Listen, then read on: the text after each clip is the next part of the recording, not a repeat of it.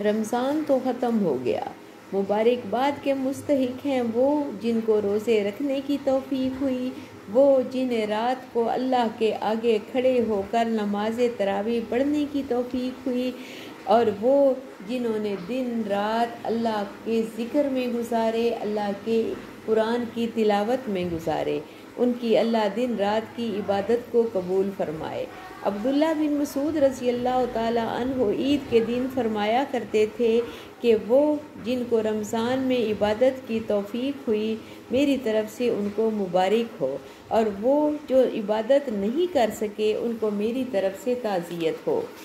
ابھی ہماری خوش قسمتی ہے کہ ہم زمین کے اوپر ہیں، سانسیں لے رہے ہیں، اس دنیا میں ابھی رہنے کا موقع اور مہلت ہمیں ملی ہوئی ہے، زمین کے نیچے نہیں گئے، اس دنیا سے دوسری دنیا میں منتقل نہیں ہوئے۔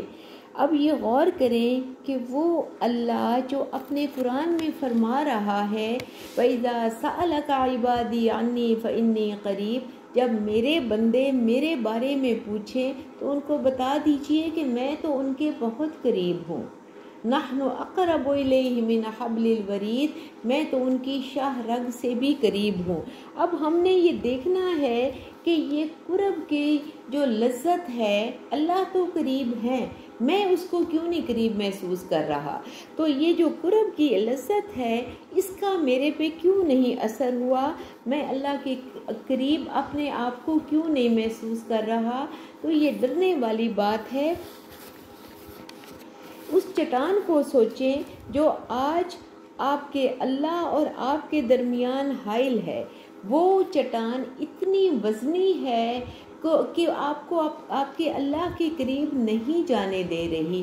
ایسے کچھ غلاف ہیں جو دلوں پر چڑھے ہوئے ہیں اور اللہ کا قرب ہمیں محسوس نہیں ہو رہا۔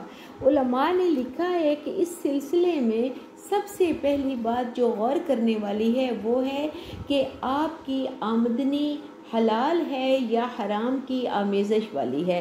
اگر آپ کی آمدنی میں حرام کی آمیزش ہے یا حرام ملا ہوا ہے تو یہ وہ چیز ہے جو اللہ کے قرب سے آپ کو دور کر رہی ہے، اور حرام لقمہ پیٹ میں جائے گا، حرام لباس پہ آپ کے جسم پر ہوگا، آپ کی عبادت میں، آپ کی دعاؤں میں آپ کو لذت محسوس نہیں ہوگی۔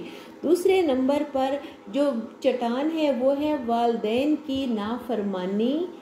والدین کی اگر نافرمانی آپ نے کی ہے یا والدین آپ کی نافرمانی کی حالت میں آپ سے بچھڑ گئے ہیں تو ان کی اگر زندہ ہیں تو ان سے معافی مانگ لیں، اگر وہ دنیا سے رخصت ہو گئے ہیں تو ان کے لیے مغفرت کی دعا کریں۔ تیسرے نمبر پر دیکھیں کہیں آپ کی ذات سے کسی کو مالی نقصان تو نہیں ہو رہا، کسی کو جانی نقصان تو نہیں ہو رہا، کسی کی عزت پر آپ نے کوئی دھبا تو نہیں لگایا، اس سے معافی مانگ لیں۔ یہ وہ غلاف ہیں جو آپ کے دلوں پر چڑھے ہوئے ہیں اور آپ کے اللہ سے آپ کو دور کیے ہوئے ہیں۔